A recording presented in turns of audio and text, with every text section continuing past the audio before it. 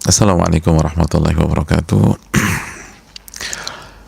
Alhamdulillah hamdan katsiran thayyiban mubarakan fi kama yuhibbu rabbuna wa yarda, wassalatu wassalamu ala nabiyyina Muhammadin wa ala alihi wa sahbihi wa man sara ala nahjihi bi ihsanin ila yaumidin wa ba'd.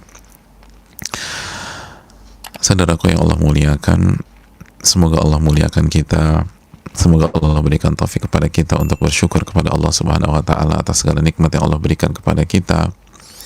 Semoga Allah Subhanahu wa taala memberikan taufik untuk bisa bersabar atas kendala yang kita hadapi saat ini, ujian, rasa sakit, kekurangan harta dan penghasilan, atau hal-hal yang menyakitkan lainnya. Semoga Allah Subhanahu wa taala memberikan kita taufik untuk bisa istiqamah di atas tuntunan Nabi kita Sallallahu Alaihi Wasallam, dan semoga Allah memberikan ilmu yang bermanfaat dan melindungi kita dari ilmu yang tidak bermanfaat. Allahumma inna nas'aluka ilman nafi'a wa na'udzubika min ilmin la yanfa'. Dan saudaraku yang Allah muliakan, marilah kita bersalawat dan mengucapkan salam kepada Nabi kita Muhammadin Sallallahu Alaihi Wasallam beserta para keluarga, para sahabat, dan orang-orang yang istiqomah berjalan di bawah naungan sunnah beliau sampai hari kiamat kelak. Saudaraku yang Allah muliakan, sebagaimana yang telah kita sampaikan di pertemuan yang lalu, bahwa kita akan memulai perjalanan kita dengan sebuah karya besar, sebuah masterpiece dunia, sebuah buku yang diterima oleh umat mulai dari kelahirannya sampai hari ini.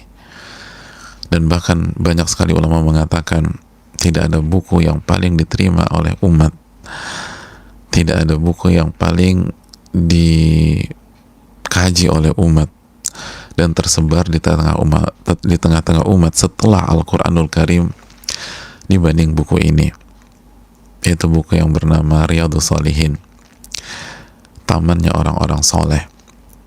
Riyadhus Shalihin, tamannya orang-orang soleh. Dan semoga saat kita mengkaji buku itu, kita termasuk ke dalam orang-orang soleh di sisi Allah Subhanahu wa taala, atau menjadikan kita orang-orang yang soleh. Amin ya rabbal alamin. Dan sekali lagi, buku ini menempati ranking kedua dari penyebaran dan pengajian setelah Al-Quranul Karim. Ini menunjukkan betapa dahsyatnya buku ini, betapa luar biasanya buku ini. Dari jutaan buku, judul-judul buku yang tersebar, tapi kitab ini yang menempati ranking kedua setelah Al-Quranul Karim. Maka sungguh disayangkan ketika kehidupan kita cuma sekali aja kita tidak pernah berinteraksi dengan buku ini. Kita tidak pernah memetik mutiara-mutiara hikmah dari buku ini. Dan yang sangat disayangkan terlebih lagi, banyak orang, jangankan buku ini, hidup cuma sekali aja dia nggak pernah berinteraksi dengan Al-Quranul Karim. Jadi jangankan yang ranking 2-nya, ranking 1-nya aja nggak pernah. Subhanallah. Maka bersyukurlah kepada Allah Subhanahu wa taala ketika kita diberikan kesempatan untuk bisa berinteraksi dengan Al-Quranul Karim, lalu setelah itu bisa berinteraksi dengan buku yang bernama Riyadhus Shalihin ini. Dan saudaraku yang semoga Allah muliakan, dari mana buku ini berasal? Dari mana buku ini berasal?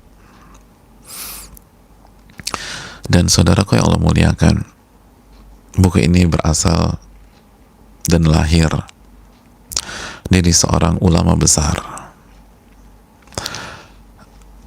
ulama yang diakui oleh dunia. Beliau bernama Al-Imam Yahya bin Sharaf bin Murri Abu Zakaria, atau yang biasa disebutkan dengan Al-Imam An-Nawawi rahimahullahu ta'ala. Yahya bin Sharaf bin Murri bin Hasan bin Hussein bin Muhammad bin Jum'ah bin Hizam Al-Hizami An-Nawawi Al-Hawrani, mohon maaf, Al-Hawrani Ad-Damashqi Asy-Syafi'i, atau yang biasa dikenal dengan nama Al-Imam An-Nawawi rahimahullahu ta'ala. Dan beliau adalah ulama yang dipuji oleh banyak sekali umat, dikagumi. Rasanya terlalu banyak pujian-pujian dari umat kepada beliau untuk kita sebutkan satu demi satu. Cukuplah kita nukilkan sedikit pujian dari nama-nama besar seperti Al-Imam Adz-Dzahabi. Al-Imam Adz-Dzahabi mengatakan beliau ini Syekhul Islam, Al-Imam, Al-Qudwah, Al-Hafidh, Az-Zahid, Al-Abid, seorang imam besar dan teladan bagi kita semua. Al-Hafidh, Az-Zahid, orang yang zuhud, Al-Abid, dan rajin ibadah, Al-Faqih, dan pakar fikih yang sangat luar biasa, Al-Mujtahid Ar-Rabbani, beliau adalah mujtahid mutlak, makom tertinggi dalam ilmu fikih, level tertinggi dalam ilmu fikih, penulis buku-buku yang diterima oleh umat dari ujung dunia ke ujung dunia yang lain, kata beliau.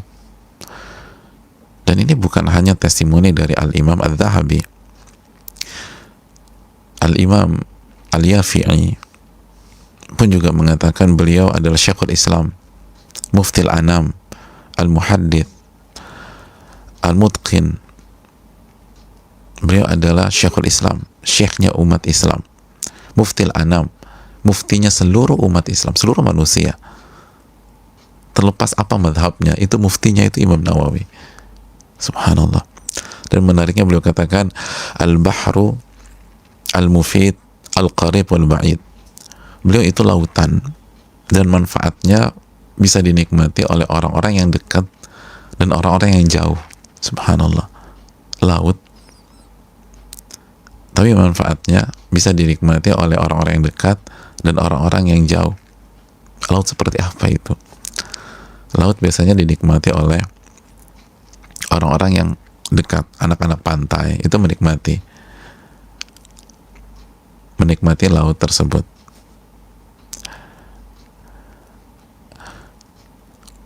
Yang bisa menikmati misalnya Labuan Bajo adalah orang-orang yang tinggal di daerah sana. Yang bisa menikmati Raja Ampat adalah orang-orang yang tinggal di sana atau yang pernah ke sana. Tapi Al-Imam Nawawi itu bahar laut dan manfaatnya yang dekat sama yang jauh, dan terbukti. Ucapan Al-Imam Al-Yafi'i bukan basa-basi, bukan hiperbola. Sampai hari ini, sampai tahun 1441 Hijriah kita menikmati beliau. Padahal beliau hidup di abad ke-7. Beliau lahir di tahun 631 dan meninggal di 676 Hijriah. Bayangkan, tahun 600-an, sekarang tahun 1400-an, dan kita menikmati ilmu beliau, keindahan akhlak beliau, amalan hati beliau, dan seterusnya.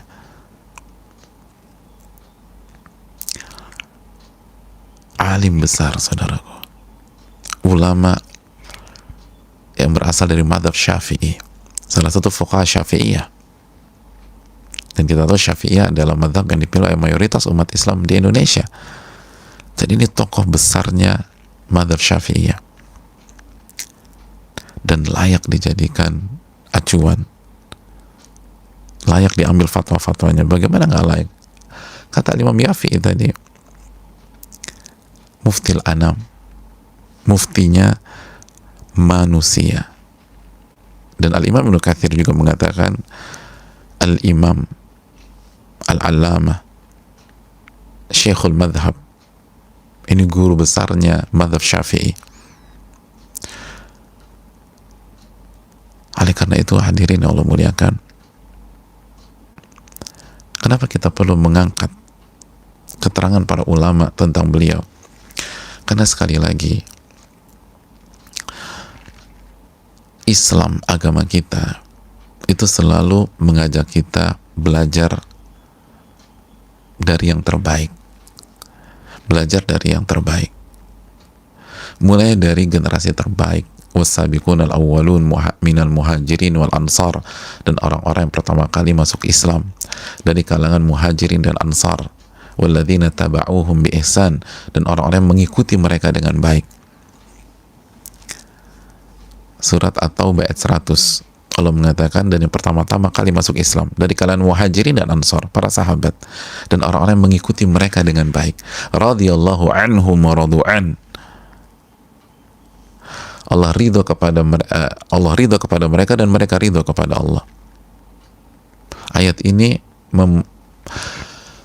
menjelaskan pujian dan ridho Allah terhadap orang-orang yang mengikuti para sahabat, muhajirin dan ansar. Makanya kan Allah katakan, coba dibuka atau ayat 100, walladzina taba'uhum bi ihsan, dan orang-orang yang mengikuti mereka dengan baik. Mengikuti siapa? Muhajirin dan ansar, para sahabat Nabi SAW. Kenapa mengikuti para sahabat diridhai oleh Allah Subhanahu wa taala? Karena mereka lah manusia terbaik setelah Nabi dan Rasul. Sebagaimana keterangan langsung dari Nabi kita sallallahu alaihi wasallam, khairun nasi qarni, dalam hadis Bukhari, sebaik-baik manusia itu generasiku. Sebaik-baik manusia generasiku. Jadi Islamlah yang mendidik manusia untuk selalu belajar dari yang terbaik. Karena yang terbaik itu beda memang. Levelnya beda, kualitasnya beda. Cara berpikirnya berbeda. Konsepnya beda. Kalau konsepnya sama, nggak mungkin jadi yang terbaik. Kalau konsepnya sama, nggak mungkin belajar dari yang terbaik. Nggak mungkin menjadi yang terbaik, mohon maaf. Belajar dari yang terbaik. Belajar dari yang terbaik. Kenapa orang ingin masuk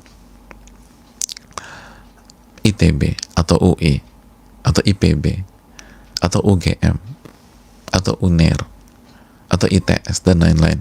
Karena nama-nama kampus tersebut adalah kampus-kampus di antara kampus-kampus terbaik. Sekali lagi di antara, karena kita nggak mungkin sebutkan satu demi satu, di antara kampus-kampus terbaik yang ada di negeri ini. Maka wajar setiap anak SMA pengen masuk ke sekolah-sekolah tersebut. Itu fitrah manusia, itu logika. Kenapa orang pengen lebih, kalau di luar pengen lebih lagi, ingin belajar di Oxford misalnya, di Harvard misalnya, atau di Stanford misalnya, karena itu di antara kampus-kampus terbaik di dunia, di antara kampus-kampus terbaik di dunia.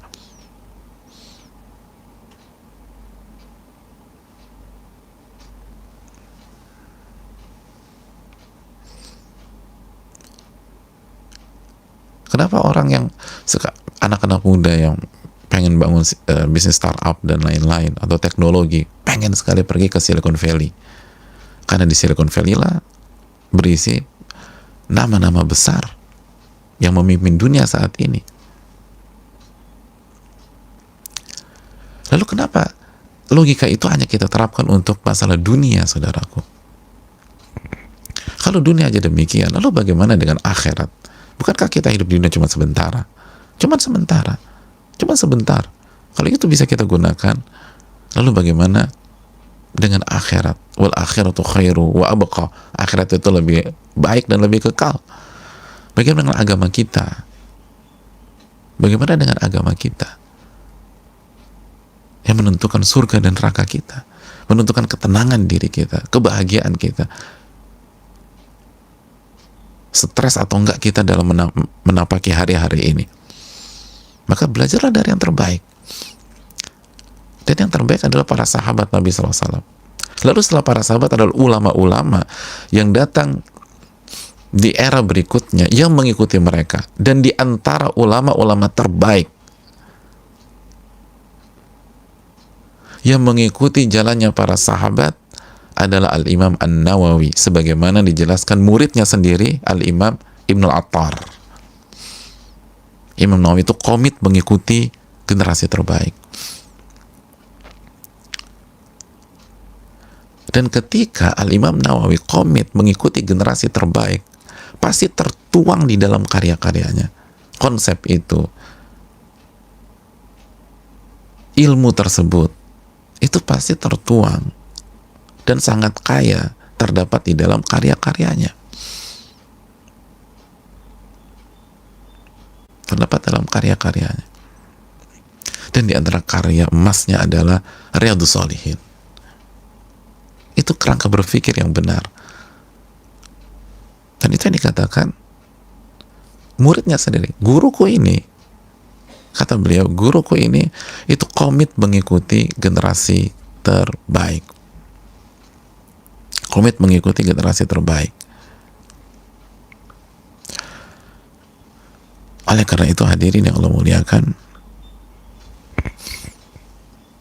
bagaimana kita mencamkan masalah ini? Bagaimana kita mencamkan masalah ini?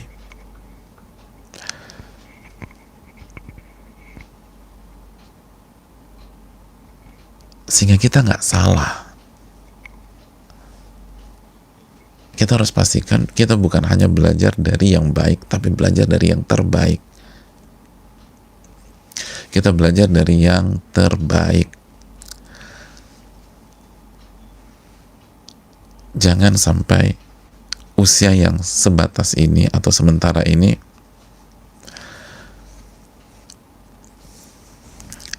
itu terbuang sia-sia. Hidup cuma sekali, saudaraku, dan cuma sebentar. Maka yang sebentar ini gunakan untuk belajar dari yang terbaik, dan diantaranya adalah Al-Imam An-Nawawi rahimahullahu ta'ala. Al-Imam An-Nawawi rahimahullahu ta'ala. Ini yang perlu kita camkan bersama-sama, karena itu yang diarahkan oleh para ulama kita, dan itu yang disampaikan oleh mereka. Sebagaimana dikatakan Al-Imam Ibnu Al-Attar, kata beliau, guruku ini sadikan fi kulli dzalika tariqatas salaf. Guruku itu menempuh jalan generasi terbaik, sahabat radhiyallahu ta'ala anhum, tabi'in dan atba'ut tabi'in. Itu dikatakan dalam kitab Tuhfatul Talibin. Dan saudaraku, sebagaimana tadi sudah kita dengar apa yang dikatakan oleh Al-Imam Adz-Dzahabi, bahwa beliau ini imam. Al-Yafi'i, Al-Imam Yafi'i juga mengatakan Al-Bahrul Al-Mufid Al-Qarib Al-Ba'id. Beliau itu ibarat samudra yang memberikan manfaat kepada orang yang dekat dan orang yang jauh, bahkan sampai kita menikmati karya beliau. Beliau sebagaimana kata Al-Imam Ibnu Katsir, Syekhul Madhab, guru besarnya madhab Syafi'iyah, Muftil Anam, muftinya, atau mufti itu pemberi fatwanya seluruh manusia. Ini ulama yang sangat luar biasa, sangat luar biasa. Dan saudaraku yang Allah muliakan, dan hidupnya atau kehidupannya dan karyanya itu ajaib, jamaah, ajaib.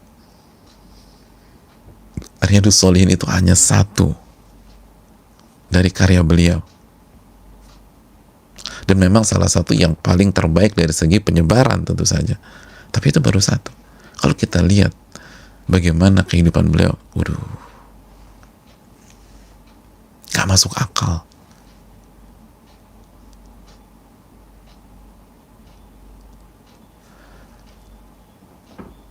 Beliau rahimahullahu ta'ala itu ulama atau sosok yang diberkahi oleh Allah subhanahu wa ta'ala. Dan ini penting, khususnya di hari-hari ini, di saat kita menjalani hari-hari yang penuh dengan keterbatasan, baik keterbatasan kesehatan bagi yang sedang sakit, keterbatasan mobilitas karena kita nggak bisa keluar atau jalur sekarang sudah mulai dibatasi, atau di sebagian negeri sudah ada download total atau lockdown total atau lockdown wilayah. Ada yang lockdown kota, terbatas. Ada yang terbatas keuangan. Sekali lagi, masuklah dari pintu ini, pintu keberkahan. Dan bicara keberkahan, salah satu ulama yang hendaknya kita telusuri dan perhatikan, Al-Imam Nawawi. Al-Imam An-Nawawi rahimahullahu ta'ala. Hidupnya berkah sampai hari ini. Semua menikmati karya-karyanya. Padahal usia beliau atau padahal hidup beliau kurang lebih hanya 45 tahun sampai 46 tahun. Allahu Akbar. 45 sampai 46 tahun. Beliau lahir tahun 631 dan meninggal tahun 676. 676. 631 sampai 676. Kurang lebih 45 atau 46. Tapi karyanya luar biasa. Karyanya luar biasa. Warisannya, legasinya, subhanallah.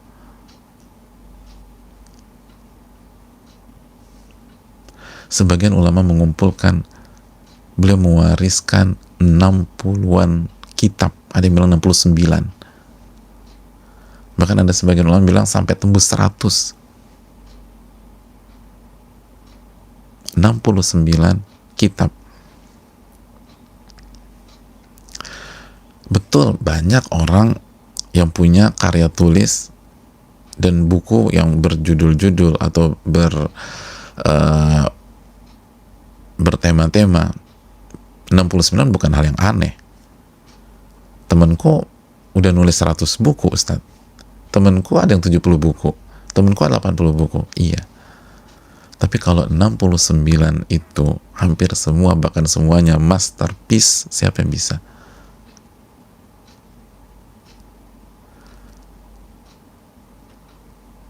Kalau 69 itu semua spektakuler dan jadi rujukan dunia sampai hari ini. Kalau nggak semuanya, hampir semuanya. Siapa yang bisa demikian? Dan itu yang terjadi oleh beliau. Riyadhus Shalihin. Kalau beliau nggak punya karya, kecuali Riyadhus Shalihin, itu sudah cukup mengalahkan jutaan orang yang punya 50 judul buku, atau 100 judul buku, atau 500 judul buku, tapi nggak bermanfaat. Yang baca mungkin 100-an orang, atau cuma ribuan orang, terus cuma beberapa saat hilang. Tapi Riyadhus Shalihin, dari tahun 600-an sampai 1441 tersebar dan ranking 2 setelah Al-Quranul Karim. Ranking 2, hadirin, ranking 2. Itu kan luar biasa. Satu buku itu udah ngalahin. Benar, 69 itu biasa. Tapi kalau satu buku saja sudah mengalahkan semua buku, terus gimana yang lain? Belum lagi Arba'in Nawawiyah atau Arba'un Nawawiyah. Arba'in Nawawiyah banyak mengatakan itu salah satu buku dasar hadis terbaik di dunia.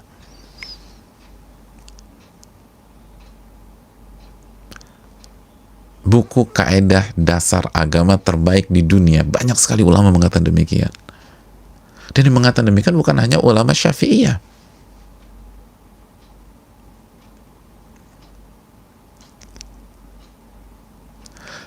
Saya sering dengar dari ulama-ulama Timur Tengah, Middle East hari ini, yang notabene Hanabilah, Hanbali, bukan Syafi'iyah, mengatakan bahwa guru-guru kami menasihati mempelajari Arba'in Nawawiyah, Arba'in Nawawiyah, Arba'in Nawawiyah lin Nawawi. Padahal Hanabilah diterima Arba'in Nawawiyah. Sudah, hadirin, itu buku masterpiece untuk mempelajari kaedah-kaedah agama. Bukan hanya sebatas buku hadis, tapi buku membahas kaidah-kaidah para ulama dan agama. Belum lagi Al-Minhaj Syarah Muslim, keterangan hadis-hadis dalam kitab Imam Muslim, Sahih Muslim. Itu buku, tanya ke ustadz-ustadz kita, ke kiai-kiai kita, ke habib-habib kita yang benar-benar belajar. Siapa yang nggak pernah baca buku itu? Atau siapa yang nggak menjadikan buku itu sebagai rujukan ustadz-ustadz kita atau kiai-kiai kita? Al-Minhaj Syarah Muslim. Mungkin hampir 100% penuntut ilmu sampai hari ini ketika belajar hadis Muslim dia akan buka Al-Minhaj Syarah Muslim, Al-Imam Nawawi. Padahal Syarah Muslim bukan hanya beliau yang mensyarah, tapi rujukan orang beliau.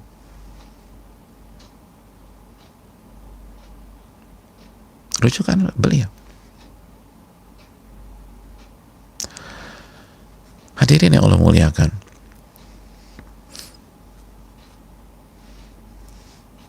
belum lagi Rawdatul Talibin. Rawdatul Talibin,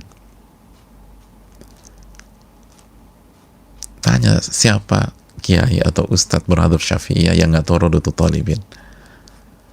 Rawdatul Talibin, subhanallah, itu rujukan dalam madhab Syafi'iyah.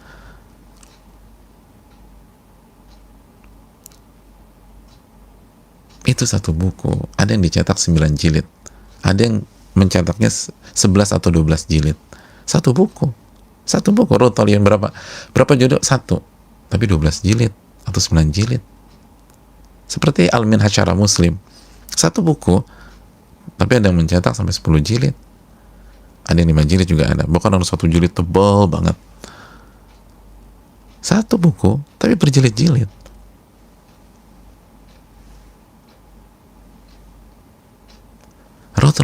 Rawdatul Talibin adalah rujukan dalam madhab Syafi'iyah. Belum lagi Al-Minhaj, ringkasan dari Al-Muharrarnya Ar-Rafi'i, itu juga rujukan dalam madhab Syafi'iyah. Dan yang paling fenomenal dalam ilmu fikih adalah Al-Majmu' Syarah Muhadzab. Al-Majmu' Syarah Muhadzab itu, saudaraku yang Allah muliakan, itu buku fikih menjelaskan sebuah kitab yang berjudul Al-Muhadzab karya Al-Imam Asy-Syirazi.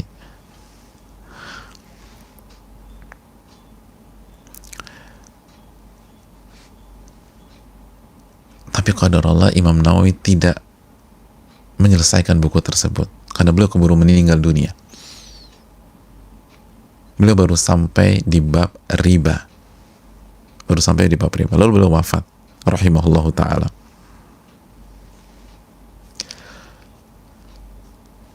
Lalu dilanjutkan oleh Al-Imam Taqiyuddin As-Subki, tapi nggak banyak juga, cuma 3 jilid, lalu beliau wafat. Lalu dilanjutkan oleh beberapa pihak, diantaranya Syekh Al-Muti'i. Itu kata para ulama, jika Al-Imam Nawawi berhasil menyelesaikan mahtija ila ghairihi, kita nggak butuh buku lain kecuali Al-Majmu'. Itu buku terbaik di dunia dalam ilmu fikih kalau sampai selesai. Sekarang aja itu buku yang harus dimiliki oleh para penuntut ilmu fikih. Itu kalau selesai,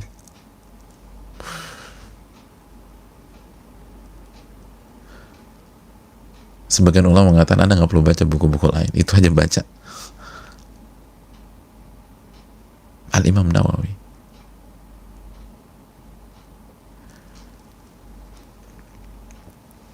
Belum lagi Al-Adhkar dalam bab zikir, belum lagi At-Tibyan fi adabi hamalatil Quran dalam bab adab penuntut ilmu, khususnya ahli Quran. Dan masih sangat-sangat banyak sekali buku tersebut. Belum lagi buku Mukhtasar Adab al-Istisqa,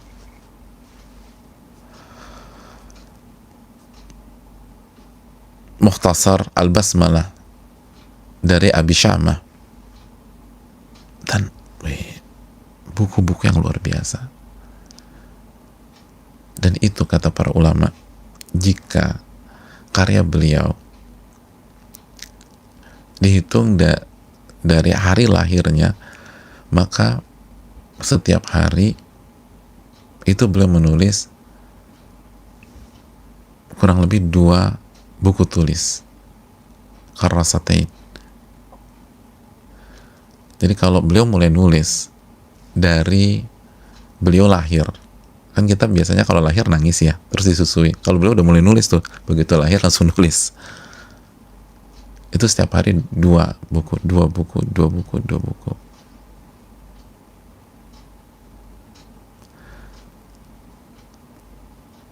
Bahkan sebagian ulama ada yang mengatakan, diriwayatkan, beliau itu nulis buku bukan dari awal. Tentu saja bukan dari awal. Mana ada orang bayi hari pertama langsung nulis buku? Gak ada. Beliau baru mulai belajar, start belajar di usia 19-an tahun. Dan itu pun belum nulis buku.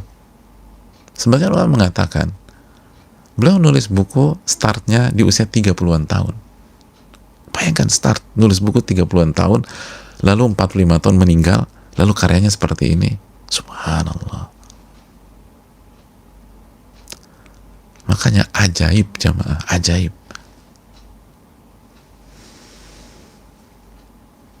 Ajaib.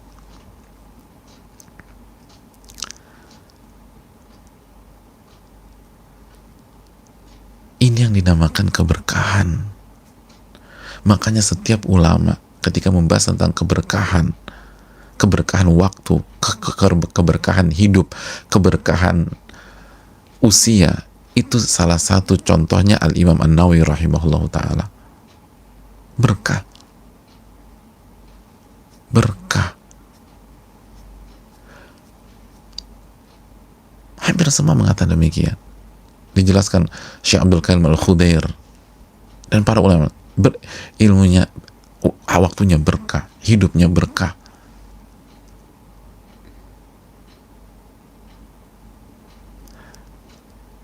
Kok bisa buat karya seperti itu? Ilmunya demikian. Al-Imam Al-Zahabi ketika menjelaskan biografi atau menjelaskan Imam Nawawi mengatakan sosok ini sabar dalam menjalani kerasnya hidup. Sabar. Jadi poinnya adalah hidupnya keras. Hidupnya keras. Oleh karena itu kita yang hari ini sedang ada kesulitan hidup, sedang menghadapi kerasnya kehidupan dengan kondisi pandemi, dengan kondisi semua terbatasi, ada yang di PHK, ada yang dirumahkan, omset jatuh, sakit. Jangan lemah, jangan down. Imam Nawawi itu hidupnya keras, tapi bisa begini jamaah. Ini yang perlu kita camkan baik-baik. Kenapa? Karena berkah. Makanya kondisi sulit begini, masuklah dari pintu keberkahan. Kita mau masuk dari pintu mana lagi? Sulit.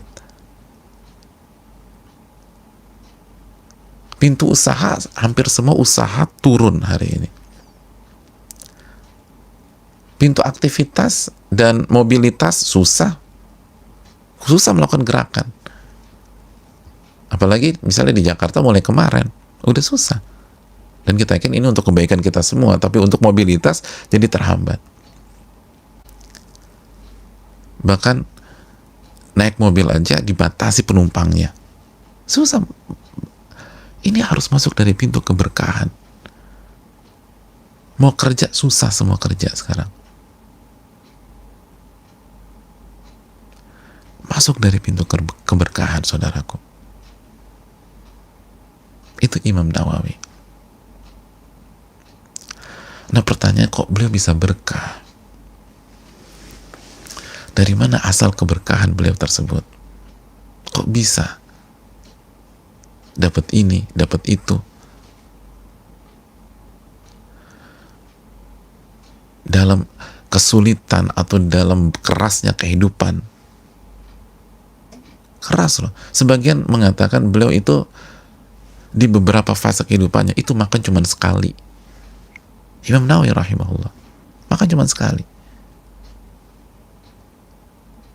Dalam riwayat yang lain dijelaskan sebagian ulama, beliau tuh kalau makan cuman roti yang keras sama buah tin.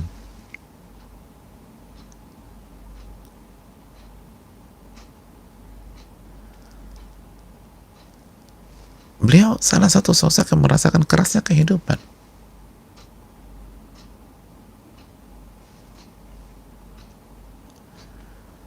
Makanya kan dalam cerita kan ketika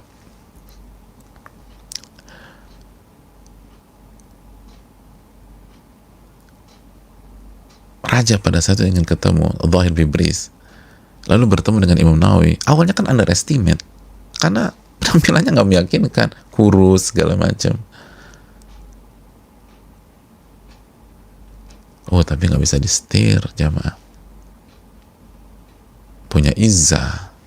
Kenapa? Berkah hidupnya. Kita yang lagi kesulitan, paling nggak kita masih bisa makan banyak hal. Imam Nawawi satu sekali, ada yang sekarang susah nih, tapi masih ada yang makan 2 kali, bahkan masih ada yang makan 3 kali. Imam Nawawi di banyak fase kehidupannya makan sekali. Makan sekali.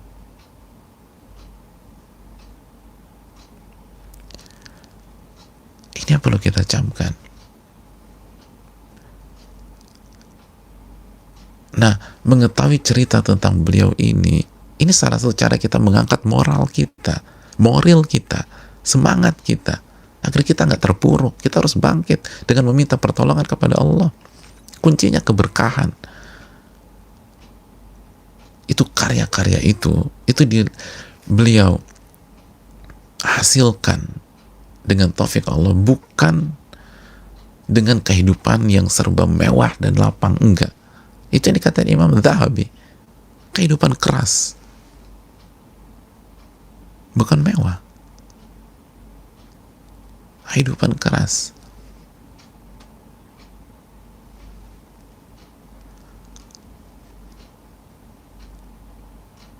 Beliau melewati fase-fase yang sangat susah.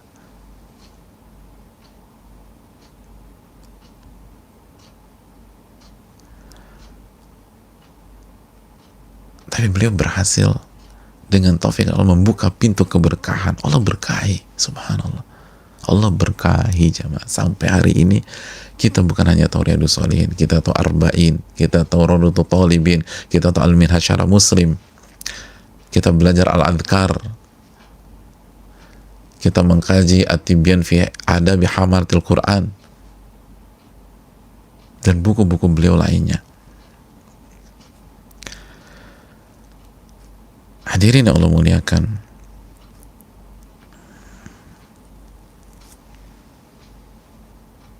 masuklah dari pintu keberkahan sebagai Imam Nawawi masuk dari pintu keberkahan. Yang kita harus tahu apa kunci-kunci beliau sehingga meraih keberkahan hidup dan waktu. Karena clear, menurut keterangan para ulama kita, ini sosok bisa seperti ini karena keberkahan dari Allah Subhanahu wa Ta'ala. Sebagaimana saya sebutkan, dijelaskan oleh Syekh Abdul Karim Al-Khudair dan para ulama yang lain.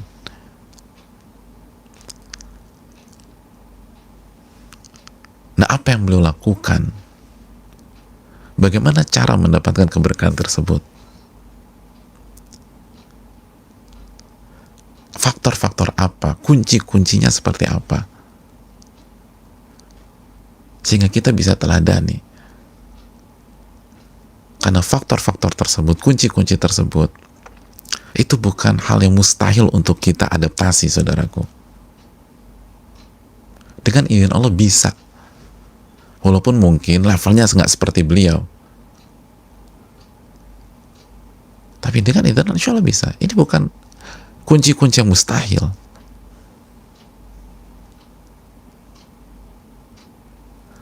Dan nggak harus bayar. nggak keluar uang banyak, dalam arti kan beliaunya sendiri aja, kata Imam Zahabi, sabar dalam kehidupan yang keras.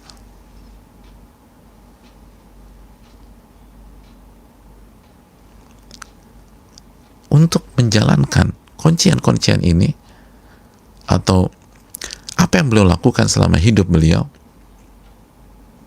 ini sangat cocok untuk kita di kondisi-kondisi seperti ini. Kalau misalnya, iya tapi bayar dulu 100 juta, ya banyak dari kita tutup buku, udah nggak bisa deh. Memang saya efektif, tapi saya nggak punya uang 100 juta. Ini nggak ada 100 juta. Ini Anda nggak harus bayar 50 juta. Ini free. Dan beliau terapkan. Dan beliau pun sabar dalam kehidupan yang keras. Dan di banyak waktu dalam hidup beliau makan cuma sekali.